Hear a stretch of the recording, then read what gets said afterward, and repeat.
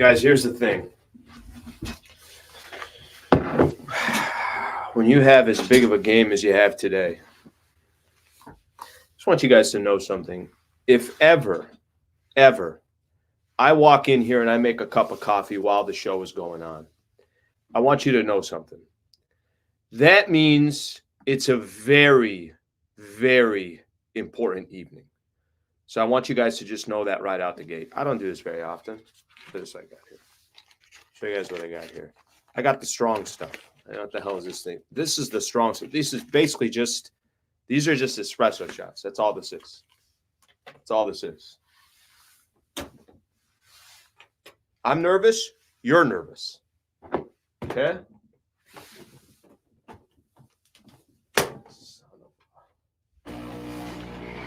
While the show's going on, we're going to make coffee. I give a shit. It's a big game today. Big day today. See that steam coming up here? If I ever make coffee during the show, you know it's a big day. You know there's a lot going on. You know there's a lot of nerves going on. It's my third one, by the way. Look at these espressos. Look at these. Whatever the hell these are. You don't think this is strong as hell? Strong as hell. It doesn't get any stronger. We got a big show today. We got a lot going on. Obviously a lot to talk about while I make my cup of joe.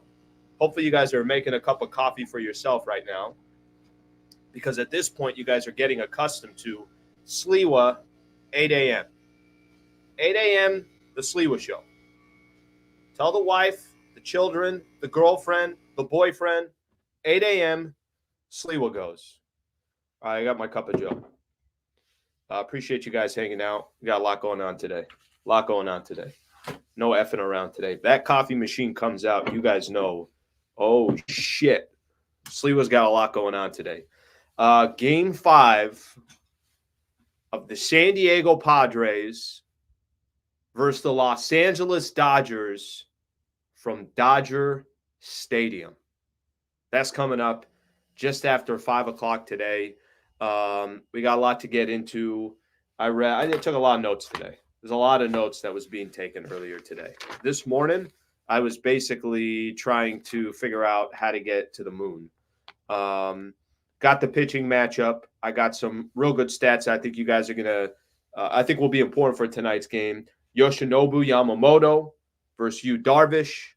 By the way, can you imagine what the ratings are going to be in Japan for this game? I mean, forget the States for a quick second. Can you imagine what the ratings are going to be in Japan for this matchup coming up tonight? Like I mentioned, big time game, as big as it gets, everything at stake. So we're gonna break down tonight's game coming up. Darvish Yamamoto. I want to also look at things from two different perspectives. Top of the morning to you. Hope you're grabbing your cup of joe and enjoying this Friday morning. I don't know how I'm going to enjoy it. I really don't. Friday night, I have no idea how I'm going to feel. I know. I understand. I had a pretty good audience out there in Los Angeles. Yeah, I'm looking to make sure San Diego gets through tonight. And how do I feel about it? I don't really know how the hell to feel about it. Padres haven't scored a run in 16 innings. 16 innings the Padres haven't scored a run. Is that a good thing or a bad thing? Is it, hey, they're due? Or, yeah, this is just going to be the continued trend. That's how good the Dodgers pitching has been. That's how good the Dodgers bullpen has been. I have no idea how to feel. I really don't. I got Matt Moreno, who does a great job covering the Dodgers for Dodger Blue. So he's been at all 4 games. Him and I were having a nice conversation yesterday. I was talking to him about coming on. He's going to join at about 8:15. Him and I were having basically he was telling me kind of the back and forth going back from San Diego, LA, that whole thing. But he'll be at game 5 tonight. So he'll give his perspective and talk a little bit about some things to watch out for and go from there. All right, let's get right into it.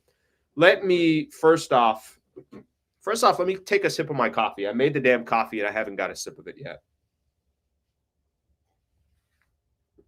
That's straight coffee too. I didn't put any sugar in there.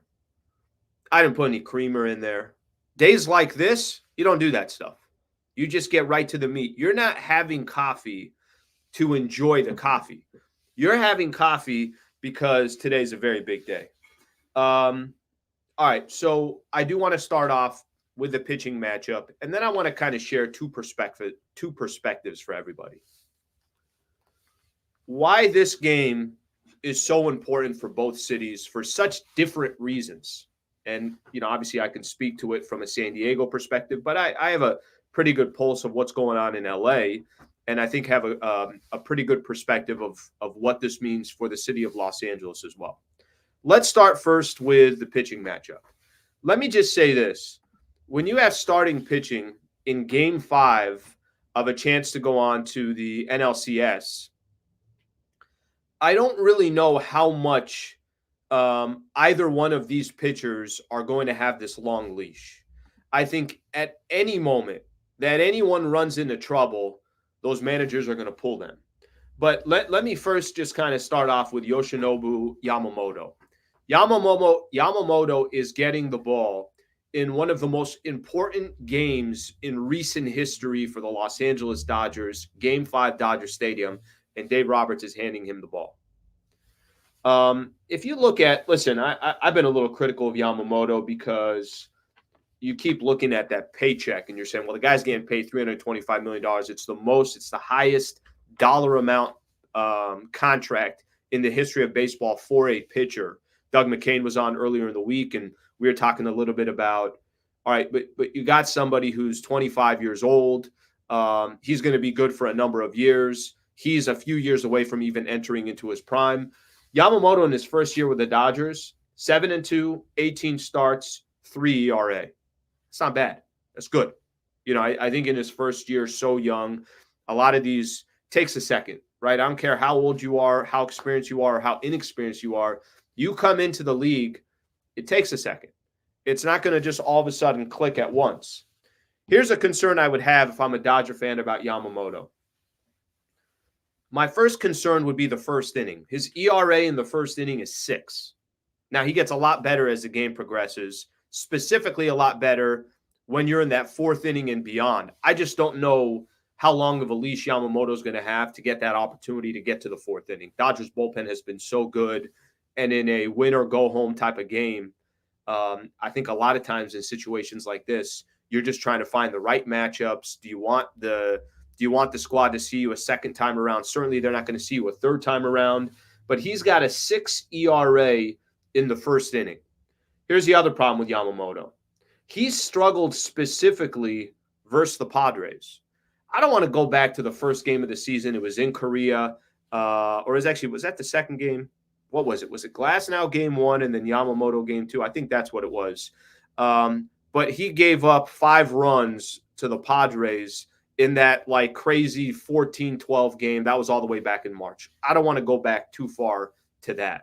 But we don't have to go back very far because in game 1, Yamamoto got the ball. He struggled in the first inning, gave up a 3-run homer to Manny Machado, ended up giving up 5 runs against the San Diego Padres. And I know Dave Roberts said they cleaned up. They thought he was maybe tipping some pitches, and they cleaned that up. We'll find out if that was the problem in game 1 or there was a bigger issue. Yu Darvish has 15 starts all-time versus the Dodgers. He has a 2.27 ERA and 2 postseason wins against the Dodgers. And we know what he did last Sunday at Dodger Stadium, pitched 7 innings strong. Padres played really one of the best games that you can possibly play. Just like the Dodgers a couple nights ago at Petco Park played flawless baseball in Game 4. Padres had a similar outing with Darvish on the mound in Game 2. Darvish obviously was dealing. He's not going to overpower you, but his style is always to kind of keep you guessing and keep you off balance. That's what he's going to try to do against the Dodgers again. Now, he does have an 0-2 record in winner-take-all games. Dodgers know very well. I think the first game that situation was a 2013, something along those lines. It was years ago, so I don't pay too much attention to that. The other game was against the Houston Astros, winner-take-all, Dodger Stadium. I want to say he gave up 5 runs in that game.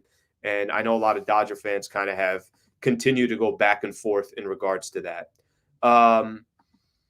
That's your pitching matchup. But I think the thing to pay attention to in this Game 5, I don't know how much – listen, if Yamamoto gave the Dodgers 4 innings, it's a good outing for Yamamoto. I mean, I don't know how many runs that is, but certainly can't give up more than 2 runs, something along those lines. If you Darvish, who pitched 7 a couple nights ago on Sunday, and I don't think he's going to be going 7 again, if he gives the Padres 5 innings and maybe 2 runs, something along those lines, okay, I think the Padres are in good shape. But I do believe between both of these pitchers, I don't think we're going to be sitting here probably on Monday morning talking about how both of these pitchers went 6 innings or 7 innings or something along those lines. Number one, you just got too good of bullpens on either side. Number two, it's a game 5 situation. So anytime you feel like there's any stress on that pitcher, now you're starting to work on matchups, lefties. You're basically starting to play. You're starting to play stats. You're less playing emotion and, hey, I believe in this guy. That's just kind of the game of baseball today. But that gives you just a little bit of an idea of what both of those pitchers are coming into this. The one other thing that I would pay attention to in this game, and I know this is simplifying things, and I do understand that Shohei Ohtani has been the center of attention for the last couple of years, but you have a baseball game at Dodger Stadium in Ohtani's first year with the Dodgers. He is known for being, you kind of look back at that the WBC World Baseball Classic. I don't think he's really afraid of the moments. I don't think that goes with Shohei Ohtani. But let me just break this down for you because I think this is important. How Shohei goes has pretty much how the Dodgers have gone so far this series. That doesn't mean Mookie's not important. That doesn't mean guys like Will Smith, Freddie Freeman will be back in the lineup. It doesn't mean that the bottom of that order is not critical for the Dodgers, that 6 through 9, even call it 5 through 9 if you want. But in the 2 wins that the Dodgers have in this series tied 2 apiece, Ohtani has gone 3 for 8, 4 RBIs, and a home run. In the 2 losses, he's 1 for 8, 4 strikeouts, and no RBIs. So if you're watching this game tonight and Shohei Ohtani is having a good game, then there's a good chance that a lot of good things are happening for the Dodgers. Probably also that means that guys are on base and he's able to do what he does with some traffic on the bases. If he's struggling, or first couple at bats, Darvish has them all over the place, and then they're matching up Tanner Scott lefty on lefty to go up against Shohei Ohtani, and he struggles versus Tanner Scott, which he has so far in his career. Take all of that into consideration, and if that's happening, then that might be a really good sign for the San Diego Padres. So that just gives you a little bit of the numbers, and I wanted to share some of those numbers with you because I think it's very, very interesting coming into this game 5. And here's the reality, too. Whatever these numbers are, it really doesn't matter because once 5:08 or whatever first pitch is, by the way, why don't we just do it at 5:10? We do 5:05. Want to start the game at 5:15? Like, why we go 5:08? Why we go 6:08? You know what I'm saying? You guys kind of understand what I'm saying here? Like, just for a quick second here. Are they going to say, hey, at 5:08 with 38 seconds, it's first pitch? Let's make 5:10.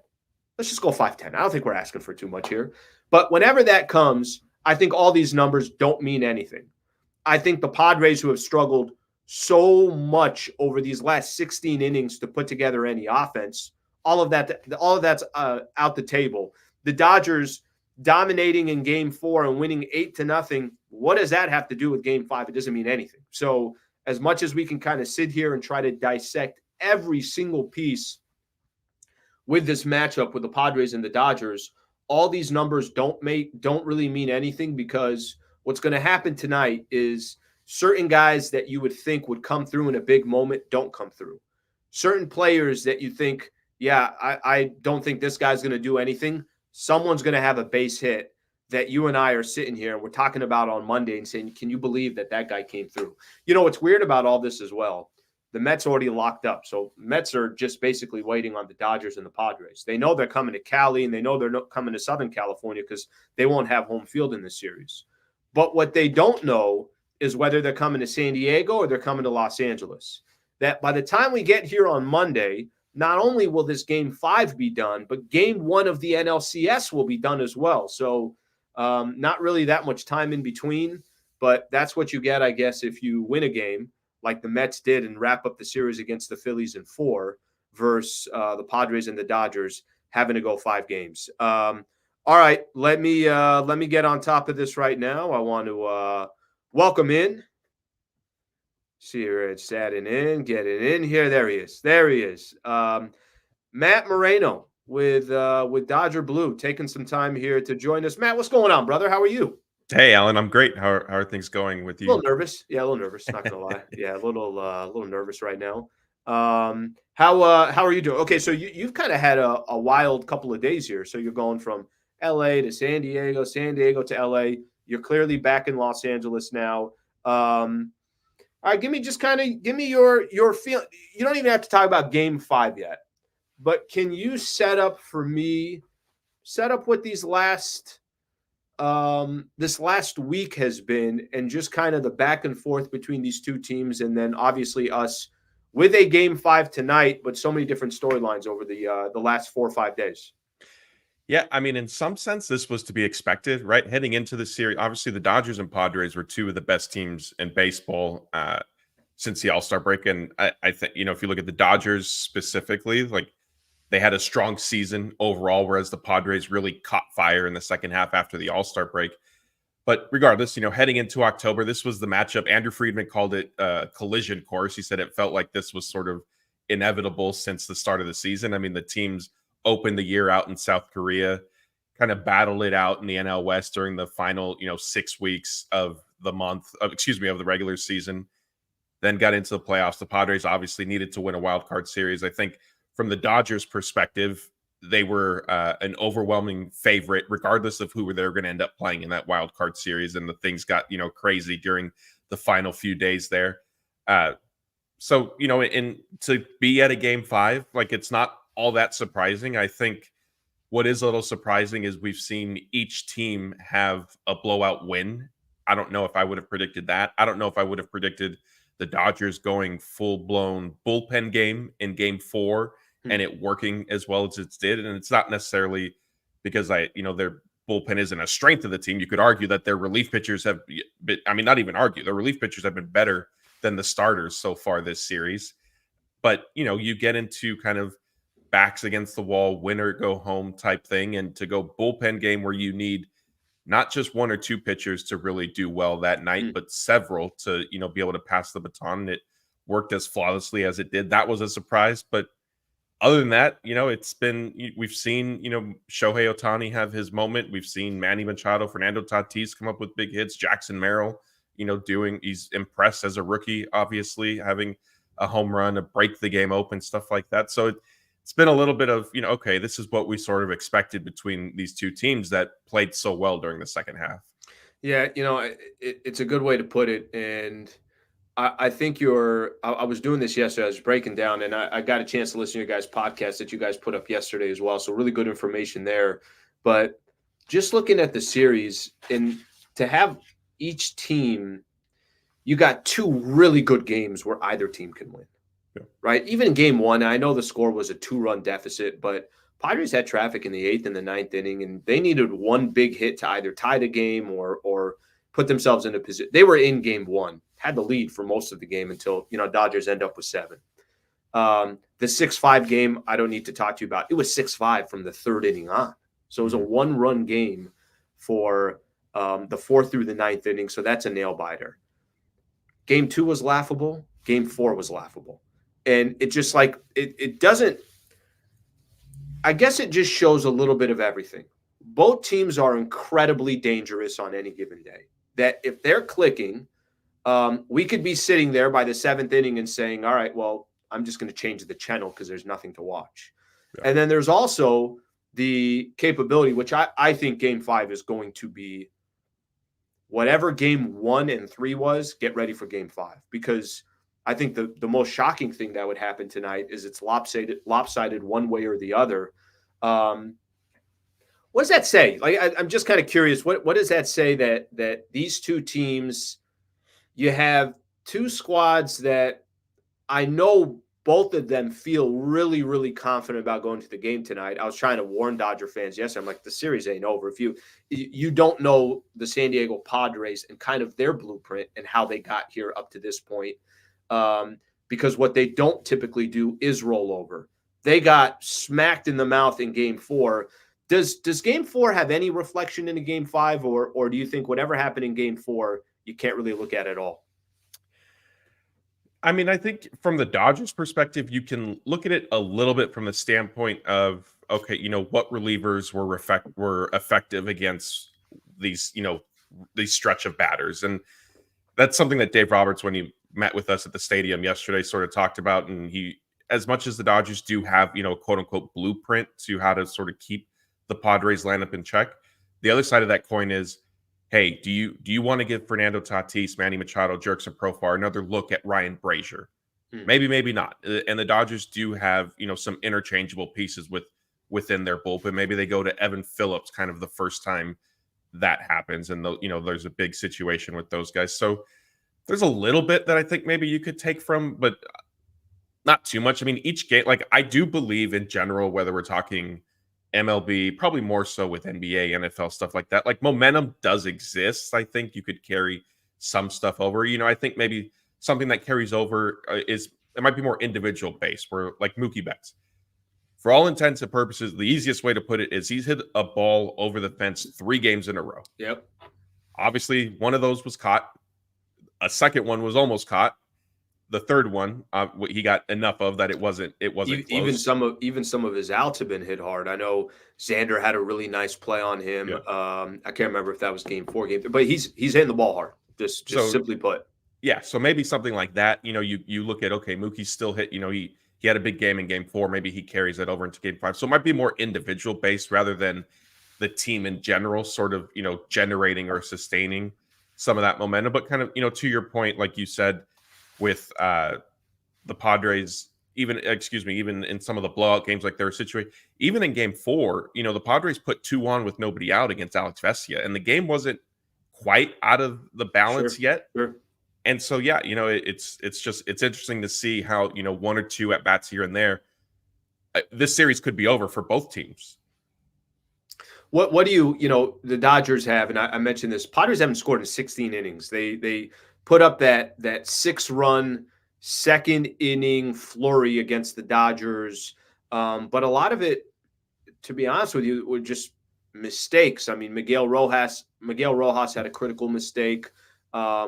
Manny Machado running off the base pad, which he's able to do, but Freddie Freeman trying to throw it to second ends up hitting him in the helmet. But there was also some clutch hits. Peralta with a double down the line, scored a couple of runs. Tatis obviously with that 2-run homer. How much, if you're a Dodger fan, are you looking at Padres missing opportunities and kind of shooting themselves in the foot? Or is this is how good the Dodgers pitching has been, specifically these bullpen guys? Yeah, I think if it's the bullpen specifically, you should probably feel pretty confident. And that was one thing that I thought, the Padres bullpen, excuse me, deservedly so, has generated, a lot of praise and credits. It's particularly since the trade deadline, going out and getting Tanner Scott, and I know a couple other guys. I thought the Dodgers bullpen quietly has sort of been a strength of the team. They hit a little bit of a rough patch here and there. Every team does, right? It's a long season. Where I think the Dodgers maybe excel a little bit better than the Padres is in mixing and matching and sort of, getting these guys, okay, this is who we want to face, these specific hitters. And I think that's what we saw in Game 4. And so if you're a Dodger fan and you want to be, and I don't know how many of them I'm talking to right now on the show, but if you want to be confident, that is something that I think you could sort of hang your hat on. The other part of it is the reality is also, Fernando Tatis, Manny Machado, like these are also very good hitters that could easily hit. I forgot who Machado was facing. I believe in Game 1, was it? He almost hit a second home run. And I'm pretty sure it was off one of the relief pitchers. It was. You're right. It was one of the relief pitchers. I forget who it was, but you're right. Went to the warning track. So, I mean, as strongly as you could feel, as confident as you might be in Blake Trinan facing Manny Machado type thing, you never know. These guys are human. A mistake pitch against a good hitter could end up in some damage. Yeah, it's that's why I think what makes tonight so nerve-wracking plus fun. I mean, if you're a casual baseball fan and you got no skin in the game, you're getting ready at 5 o'clock for a 5:08 start pitch. By the way, can you, when you're at Dodger Stadium, just ask somebody, just say, hey, why 5:08? Can we just go 5:10? Can we go Yeah, 5:05? Can we? I don't know why that one bothers me, but that one kind of gets me. So if you're there and I know you got pull inside of Dodger Stadium, just a quick ask. That's all I'm asking for. I'll see what I Um, can do. but I think if you're a casual fan, this is unbelievable. Mhm. If you're a fan of either one of these teams, I think what you just said is, I think that's the part of it. It's not like, hey, the Padres are lucky to be here. No, no, no. They got as good a talent as anybody in baseball. I wouldn't be surprised that whoever comes out of this game tonight is the favorite to win the World Series. But anyone can go off at any second. And then there's going to be these unsung heroes that we're not talking about right now. Um, you could think of a Chris Taylor back in the day. Like you can think of whatever player that you want that has come through, especially in baseball. Is there a player or two on both sides that you're looking at and you're saying, you know what, maybe this guy hasn't, you wouldn't be surprised or shocked that there's a player for the Dodgers that comes through that we're not talking about right now, or a player from the Padres that does the same thing? For the Padres, I would say Jerkson Profar or Jackson Merrill, I think, are two guys who could do that. I know Merrill hit the home run. I think the game was kind of already in hand when he hit his homer, but it relatively quiet, not a huge, bunch of impact at bats so far that at least that I can recall. It's been a long series, and a lot of travels. Something might have slipped through the cracks at this point. And Profar, had a great season. He really best season of his career, and haven't really seen a whole lot from him necessarily. On the Dodgers side, I think Kike Hernandez is the easy pick. There's a good chance that he'll be in the lineup tonight, especially because Miguel Rojas isn't expected to play because of his injury. And so the Dodgers are going to be moving some pieces around. And I mean, Freddie Freeman hopes to play. He obviously missed game 4. If Freddie Freeman's out of the lineup, then Kike Hernandez definitely is playing, just because of how the Dodgers will have to construct things. But even without Miguel Rojas, I think Kike ends up in center. And he's somebody who has the postseason pedigree. His playoff stats Stupid. are better than his regular season. He's just one of those guys that October rolls around and he rises to the occasion. Yeah, it almost feels like, what is this, his third stint with the Dodgers? It almost feels like they have this, well, there might be a game where we can use him. And to have that game 5 and he's around, that's obviously he's incredibly clutch. I remember when he was with the Red Sox, he had that postseason run where I'm like, who that is? This Shohei? Like, this guy, you can never get him out. And everything I felt like was hitting either the green monster or going over the green monster. The Profar thing is interesting that you mentioned, because he has been incredibly quiet for the San Diego Padres in the playoffs. Now, he has also, I think, has been one of the more clutch players for the Padres throughout the regular season. Kind of big moments, times where they need something. He's been that spark for them. I know he's been a part of the series because of everything that went on in game 2, but not necessarily because of his bat. That's an interesting one to pick. A couple of guys that come to mind for me, and I know these are not surprise names, but it's going to take, hey, Will Smith did this, or Max Muncy did this. One of those two guys will need a moment. And I know Will Smith just hit a home run that was 600 feet, but I feel like those two guys, every time they come up to plate, you just got through Shohei, and then Mookie, and then Freddie, and then Teoscar Hernandez. And the moment you feel like, hey, can I take a deep breath? Well, Muncy can hit one out at any time and be dangerous. And I know probably a lot of Dodger fans have some frustration with Muncy. And then Will Smith, it's like, yeah, this guy I feel like is on base. One of the things that he's done, and I take this back over the last 2 weeks, Padres, Dodgers, that final 3-game set at Dodger Stadium. And I felt like Will Smith found ways to get on, and most of the time, either he was at bat or he was on base with Shohei. That bottom of that order just scares me to begin with, because you're always thinking about Shohei and when is he coming up and everything else. I went through a couple of stats, and I'm curious to just get your thoughts on this. And I know this is going to sound like I'm simplifying it way too much, and I'm not trying to. But in the 4 games the Padres and the Dodgers have played so far, when Shohei has performed, the Dodgers won. The 2 wins, he was 3 for 8, 4 RBIs and a home run. The 2 losses, 1 for 8, 4 Ks and no RBIs. I don't ever put pressure and Shohei together because I don't think he cares about any of that. But as much as we talk about the other players, how important is the best player in the world, arguably one of the best players we'll ever see in our time, in our generation, to have the type of game 5 that you're expecting that comes with a $700 million contract and that comes with, yeah, this dude is just a walking legend. Yeah, it is important. I think what's been interesting for me is he hasn't necessarily made the huge impact leading off the first inning, whether it was bottom of the first, top of the first, obviously. And we saw that a lot throughout the regular season where, he hits a single or he draws a walk. And because of his speed, it's basically a double. Give it a few pitches and he's going to be on second base. We haven't seen that yet this series. And, it's not necessarily to be critical of Ohtani because obviously there have been, as you pointed out, there have been other moments. You guys should get rid of him. You guys should get rid of him. That's just my personal opinion. Should he be I think you guys should tonight? move on from that contract. Yeah, maybe they'll see if they could trade it. Maybe the sales pitch can be, hey, he's only getting paid $2 million per year right now. Take this incredible contract off our hands. That has been sort of an interesting, like, not subplot, but wrinkle to everything. To your point, though, when he has come up with runners on base, we've seen him, kind of be Shohei Ohtani, and I think the Dodgers certainly need that. That's how you're going to win, given the state of their starting rotation. They're going to win whether we're talking game 5 or if they were to advance. They're going to win games behind, the bullpen and their star players delivering in these big spots. Yeah, that's so many variables to this. Now, the one thing I haven't mentioned, which is pretty important in baseball, starting pitching.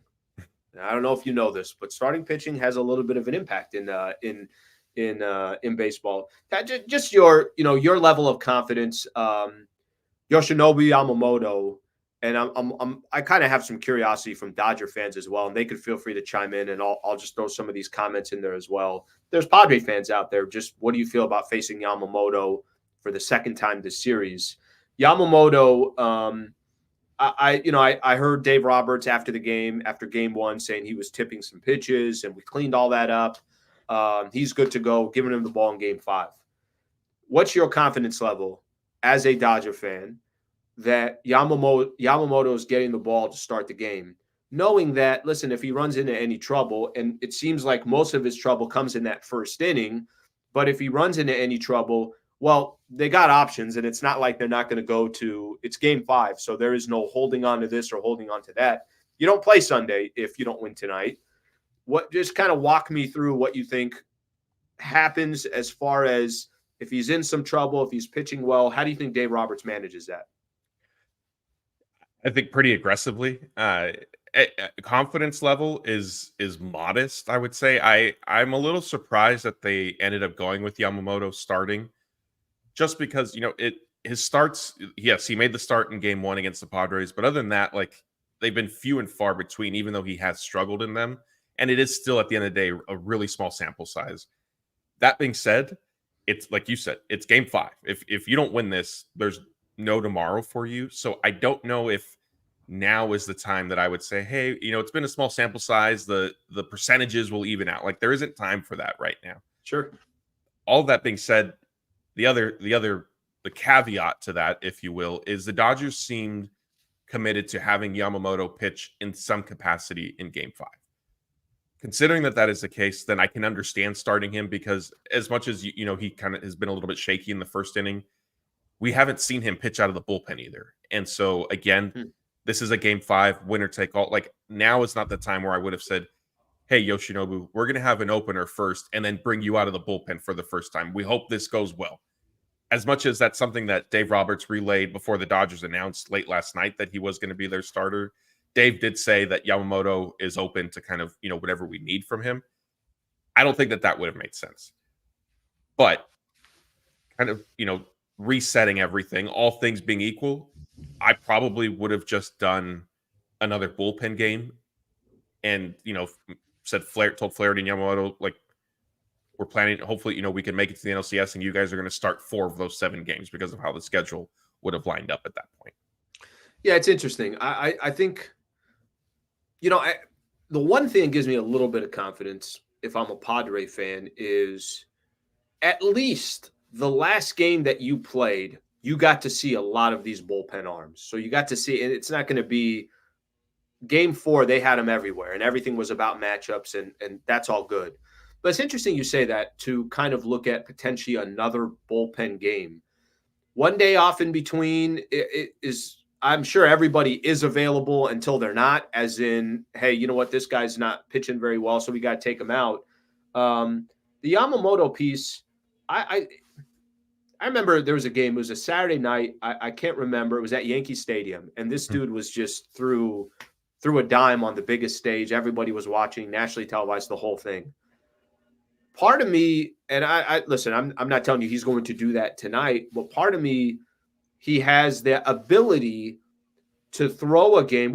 I guess let's put it this way. What's the most amount of innings they would give him if he is pitching well? I think 5 or 6. I mean, it would depend on how efficient he is. Because then, the other part of this is he missed a significant amount of time and he only made 4 starts in September after he came back. He struggled in a couple of those. And so he's not fully stretched out.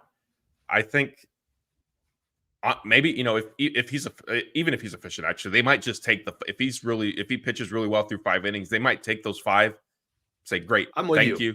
Yeah, we have a locked and loaded bullpen. We're gonna figure this out the rest of the way, because that's always the conversation of playoffs, right? Like your starting pitcher is rolling until he's not. You push him 1 or 2 batters extra than maybe you should have, than you needed to. And all of a sudden the game starts to flip because there was a walk and a bloop single. And now you're going to your bullpen with 2 guys on and nobody out, or 1 out, or whatever the case is. And it's a different scenario where if you would have just taken, 5 proverbial clean innings and then handed it over to a talented bullpen. All right, let's switch it over here. You got Darvish making it's going to be a 16th start versus the Dodgers. So obviously very familiar with the Dodgers. Just pitched a game on Sunday. As a Padre fan, I got to be honest with you, Sunday's game, I don't know how confident I was coming into that game with Darvish on the mound. It's not that he's pitched poorly, because he's pitched pretty well, but you just never know. And I think maybe you're just nervous in any situation. What's funny, Joe Musgrove, who obviously is out and will be out probably until 2026, he's the one that's actually had the most struggles against the Dodgers. But there for some reason, I have a confidence in Musgrove. Darvish in his 2 postseason wins against the Dodgers, 2.27 ERA. What happened on Sunday that you think Darvish will be able to bring into this game? And then what kind of adjustments are the Dodgers making after just getting a chance? What was it now? 5 days ago, getting an opportunity to see Yu Darvish. Yeah, this one's interesting because on one hand, you look at, Darvish, his line from game 2, and it's impressive. If you watch that game all the way through, a lot of hard hit balls. There are a lot of instances where if the ball is hit 1 foot to the left or right, that game could end up looking, and Darvish's start could end up looking a lot different. So it's sort of, if you're the Dodgers, how much do you really need to adjust? Like you hit a few balls on the screws, they were just right at guys. And I mentioned Mookie hitting the ball over the fence 3 games in a row. That was one of them. He nearly hit a solo home run in that first inning.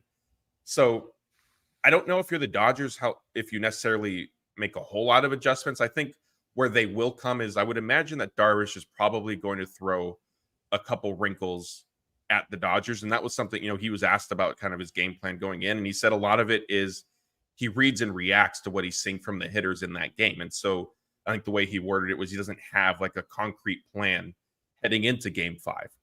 And I think that is true. One, because he's got 15 pitches that he could throw. And so, you see which ones are working that night and you kind of plan to lean on those. And then you layer in, okay, they're not they're not picking up my fastball tonight for whatever reason, or they're not hitting the curveball. So let me rely on that one even more so.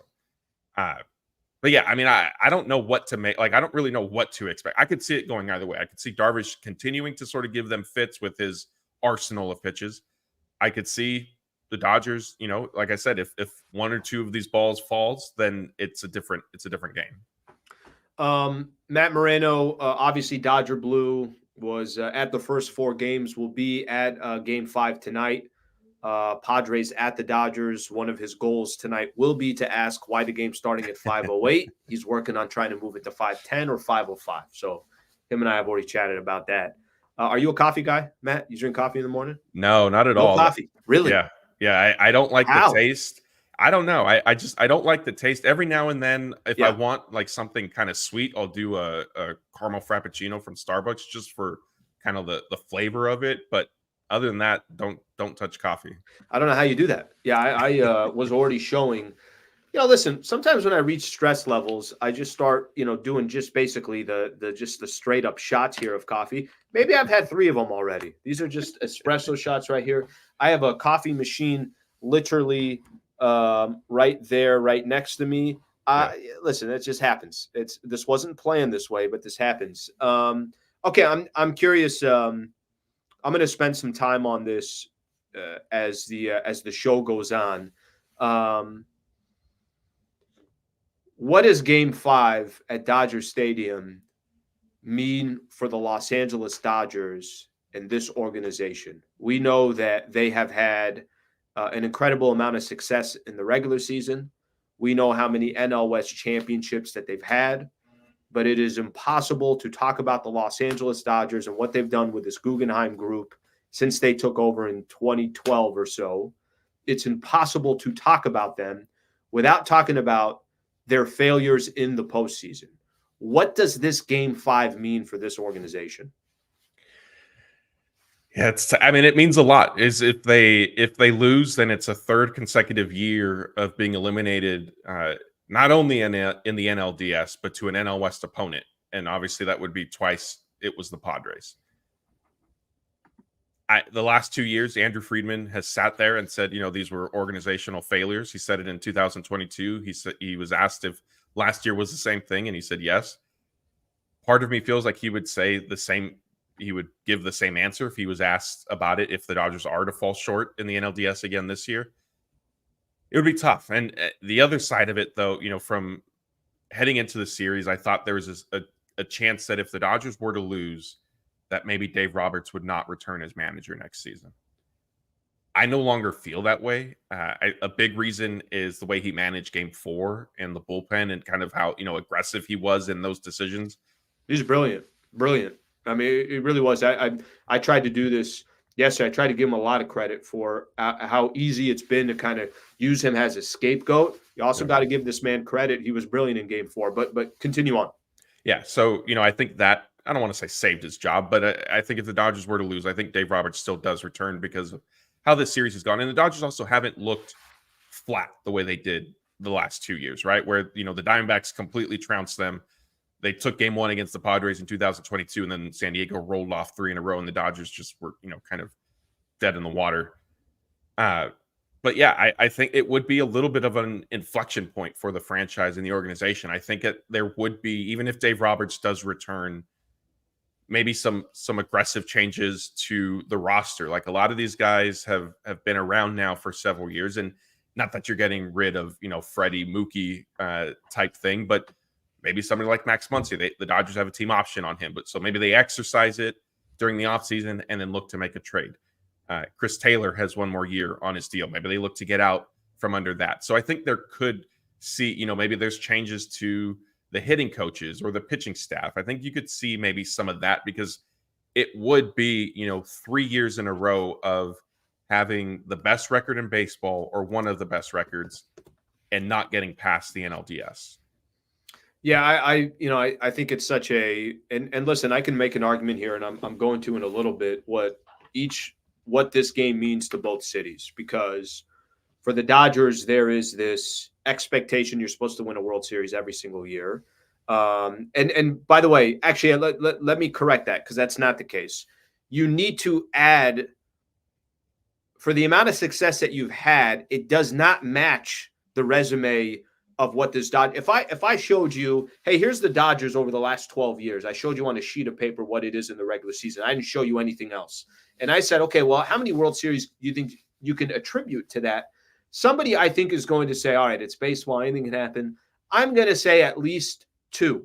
Yeah. And I do think they're 1 short, right? So I think that if they won this year and they did end up passing the San Diego Padres in Game 5 and then eventually went on to beat the Mets and got a World Series, then, watch out for this organization, because this is when they weren't fully healthy. And I know you're never going to be just a perfect playoff run where everyone is available, but it does make them so much more dangerous because of that.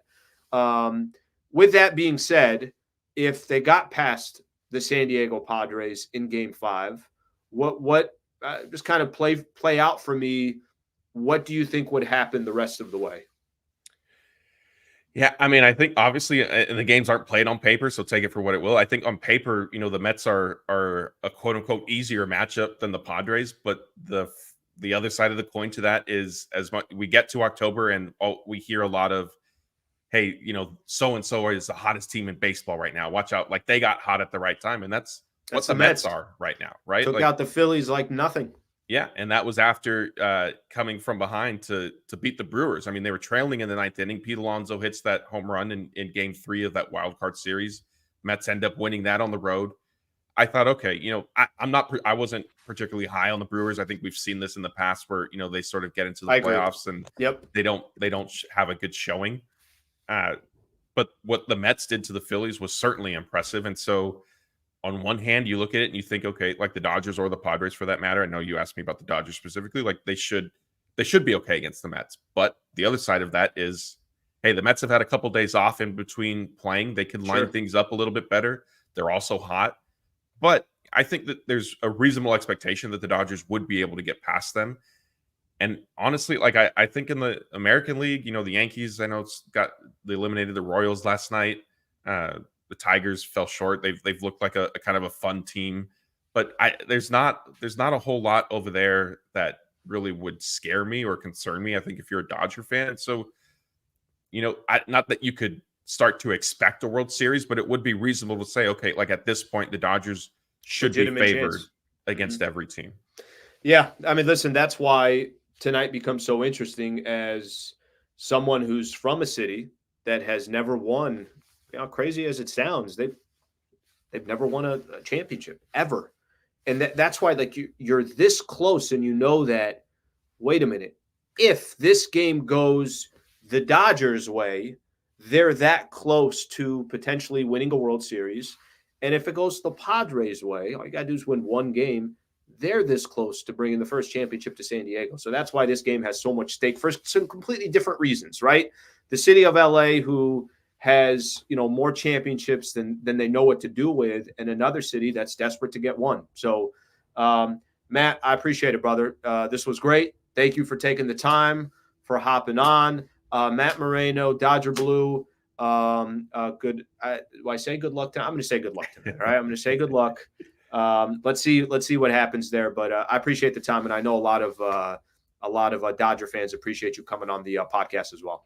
Yeah, no, I appreciate getting a chance to come on here and hear your perspective. Obviously, as a San Diego native, it's always fun. I know we're going to throw this video up on our YouTube channel as well, so we could get sort of show you over to our side of things. And I did see a couple familiar names in the chat this morning. So yeah, great time. I appreciate you having me on. Perfect. Thank you, brother. I appreciate it. Have a good rest of your day. Thanks, Alan. I'll see you. All right, that is Matt Moreno right there, Dodger Blue. Good dude, by the way. Known that guy for a while. I've run into him at different sporting events and everything else. Really nice guy. They're doing a good job. They're doing a good job covering it. I like giving both perspectives, and I try my best to do that. Okay, it's Friday, which if you guys remember on Fridays, we do Ask Slee. So if you got some questions for me, feel free to throw it into the chat. Now, I still would like to do what this game means for LA and what this game means for San Diego, because I do think that's important. Again, ask Lee any questions that you want to do, as long as Travis doesn't send me a cease and desist, because Trav created Ask Lee when I was at 710 ESPN, but I'm no longer at 710 ESPN. and it's Ask Slee. It's got my name on it. Every Friday, we do a little Ask Slee question, random questions. Doesn't have to be anything about the baseball game. Doesn't have to be anything about anything that is sports related. The more random the question, the better. Throw them up there, and I'll get to them. All right, real quick here before I'm going to let some of these questions come in, and then I want to just really quick explain what this means for both cities. Let me start off with what tonight means for San Diego, and then I'm going to explain what tonight means for LA. Tonight is as big of a day in San Diego sports history that the city's ever had. And whether you guys, think, what are you talking about? That's crazy. This is only the divisional round. You're not even in the NLCS. Tonight is as big of a game that the city of San Diego has ever had when it comes to sports. It's that big because the San Diego Padres have a really, really good team that actually have a legitimate chance of winning a World Series. It's that big because San Diego has never won a championship, ever. The amount of time that the San Diego Chargers were here, which was over 50 years, you're a piece of shit, Dean Spanos. Just got to make sure I get that out anytime I mention the Chargers. They never won. They got to the Super Bowl. They never won. They had some really good teams. They never won. The 14-2 Marty Schottenheimer team. You could kind of go through all this. They never won a Super Bowl. There are no other professional teams here in San Diego. That's it. It's the San Diego Padres. Pretty soon we got San Diego FC coming. We'll take a second to get that football club going, but that's all that we have. Had a chance a couple years ago. I was at the game in Houston where San Diego State took on UConn in the national championship. Obviously, UConn won that game. They won 2 national championships in a row. This is the best shot that San Diego has of bringing a championship to San Diego. I don't care if you're a Dodger fan on here. I don't care if you're from LA. It doesn't matter. I'm telling you this from a San Diego perspective, what tonight's game means for San Diego. It's everything. Game 5 against the Dodgers at Dodger Stadium means everything. And it's not a fluke that the Padres are here. It wouldn't be a shock if the Padres won the game, and it wouldn't be a shock if the Padres ended up making it to the World Series. Because of those reasons, tonight is one of the biggest games in the history of San Diego when it comes to sports. Their owner, Peter Seidler, who for one of the first times in franchise history had a real appreciation of wanting to bring a championship to San Diego. He went out there and spent as much money as you possibly can to try to put together a winner, took chances.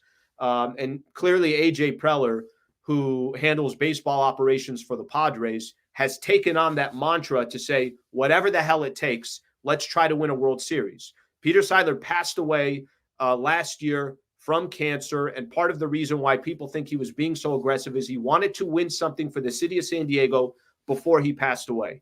Unfortunately, he passed away. So this city, in a Game 5 at Dodger Stadium, not only is playing to try to win a freaking championship for the city of San Diego, but they're also playing for their owner that actually cared about the city and was doing everything he can for the fans, which is why they ended up with 3+ million fans at Petco Park this year. That's what San Diego is playing for tonight in LA for Game 5. It's monumental for the city of San Diego. For completely different reasons, here's what it means to LA. The Dodgers have one of the strongest fan bases I've ever seen in any sport. And I see it because when they go play the Diamondbacks, I'm not even talking about what they do at Dodger Stadium, which is pull in the most amount of fans every single year. They have 50,000 plus seats there, and it's cranked, and it's the place is sold out pretty much every single game.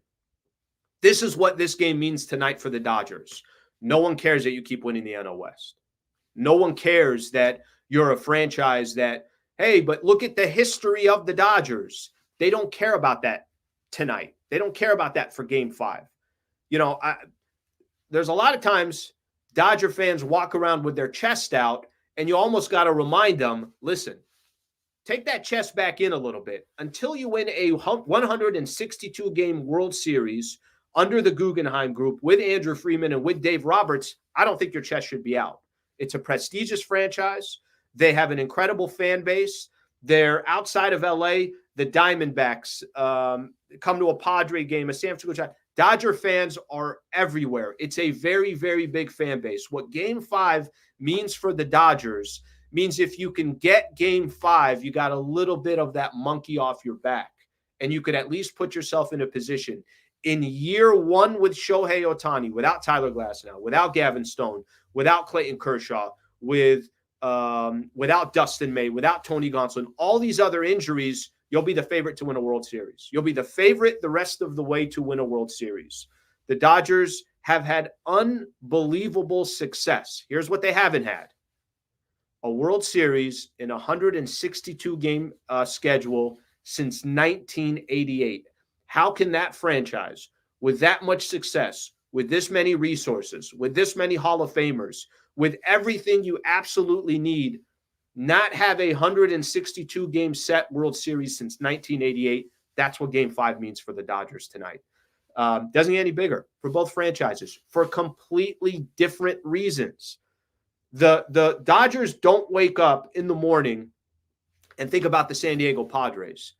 There's a lot of Padre fans that wake up in the morning and think, can we just beat the Dodgers?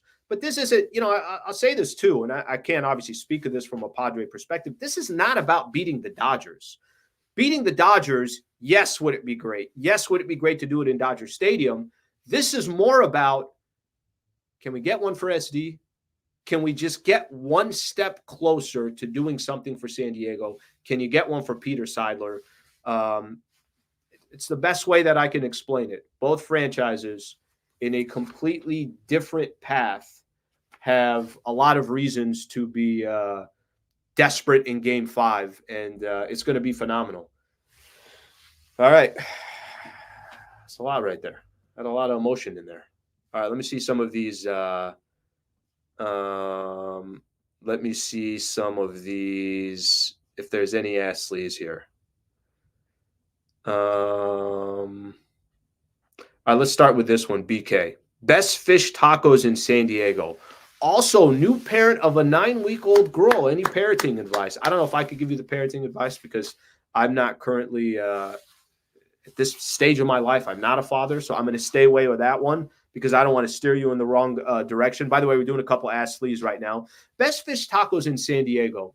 Where I am here in Solana Beach, there are a lot of really, really good places. There's a place called Fish House. I think they got a couple locations, one in Solana. I want to say another one here in Encinitas. That would be I think that's a good fish taco, kind of a clean, fresh fish taco out here. And to be honest with you, I was in LA for 15 years, so I got some catching up to do out here in San Diego as well. So I got to do a little bit better job of that. Let's see what else we got here. All right, Ashley, if you woke up from a coma with amnesia and saw this Dodgers San Diego series, who would win your fandom? Listen, I'm from San Diego. Of course, I'm going to root for the Padres. I don't care amnesia. I don't care. I got a concussion. I don't care what it is. By the time I wake up, 100% by the time I wake up, I'm a San Diego Padre fan. Let's see what we got here.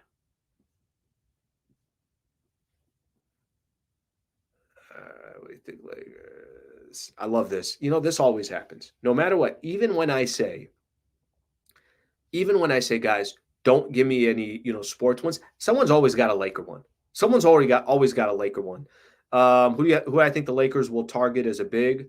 I don't think there's anybody really in the market out there that it's going to be a difference maker. If Lakers got to do anything, they got 2 first-rounders that they got to use this year. I'm so sick of hearing Rob Pelinka saying, hey, if we find the right person, the right deal is here and all that stuff, go make it happen. Go make it happen. I don't know how the Lakers are going to compete this year. I know they're going to compete, but if they got a legitimate chance, if they got a legitimate chance, they got to go make some type of move. Let's see what we got. Pump those brakes, big guy. Your squad still has 0 chips. I know. That's what I just said. I just I went on a 4-minute rant that not even SD, the San Diego Padres, don't have any chips. The city of San Diego doesn't have any chips. That's why this stuff is so incredibly important. You're committing suicide, LA radio right now. No, I'm not. I'm being honest. And if I can't be honest, then I'm good. Slee, coffee really kicking in. Oh, kicked in, brother. I had 3 of these things. 3 of these things. All right, see if we can find one more. If not, then we're gonna call it. We're gonna call it a day. Hey, Slee, would SD keep their ass? We don't want them down here in SD. Keep them. Keep them. They already built their stadium. We don't want anything to do with that. Come on now. I'm a Laker fan. All right. I appreciate you guys hanging out. I really do. Bastards on here. I appreciate you guys hanging out. Game 5 tonight. It's going to be the Padres and the Dodgers. You know, the only thing I don't like about I got a couple people that want to do this, so you guys can feel free to do so. Some people want some shout outs. If you guys want to just tell me where you're tuning in from, I'll give you guys some love wherever you're tuning in from. So I appreciate you guys being a part of the show. The only thing I don't like about Game 5 tonight on a Friday is that tomorrow there isn't a show. And that by the time we get here on Monday, someone's already going to have played one game against the Mets. So this is going to kind of be so far in the past. You know what I mean? Like, this is going to end up being one of those shows where, or whatever Monday show is, unfortunately, it's not going to have the attention that Game 5 deserves, because one of these teams already are playing the New York Mets, and that's either at Dodger Stadium or down here in San Diego. So however this thing goes tonight, obviously there's going to be a lot of people on pins and needles. Who knows? Maybe let's just kind of see how things go. But I will be back on Monday morning at 8 a.m. Talking about baseball no matter what. Obviously, now that once we get a little bit closer to the Lakers season starting. I watched that preseason game yesterday. Man, preseason is a tough watch. That is a tough watch. Lakers ended up winning that game. But that's a tough watch. So that's just going to be kind of part of preseason basketball. That's what it is. But we're not too far away from October 22nd and NBA basketball starting, which is, now we're at my favorite time of the year because you got everything and you got real basketball games as well. All right, couple shout outs here. Gardena in the house. Thank you very much for tuning in. I appreciate that. However you got to this channel, by the way, if you've been tuning in to me on YouTube because of all the Laker content I put out, I appreciate it. If maybe my time at 710 ESPN is what got you here, however you got here, I hope you guys are enjoying the show. I'm actually really starting to get into a little bit of a groove here of doing the show Monday through Friday at 8 a.m. Feel good about it. I like it. I like where it's heading. Do I wish some of the views and the lives was a lot higher? Sure, I definitely do. But just because I want to have high expectations for this channel, and I want to make sure that I deliver for you guys. But I think that will come over time. So however I get there and whenever I get there, it will happen. Crenshaw in the house. Thank you very much for tuning in. I appreciate that. I know there was a couple other here that I saw earlier that I did not get a chance to get to. Oceanside, thank you for being here as well. All right. I appreciate it. East LA in the house. San Jose, Costa Rica in the house. Thank you very much for tuning in. I got you, Crenshaw. Don't worry. I got you. Crenshaw, I already got you. I got you. Don't worry. Lake Elsinore in the house. Thank you for being here. Guys, have a great rest of your day. Friday night, Game 5. Nervous as hell. God dang it. All right, let's see what happens. All right, guys. Have a great weekend.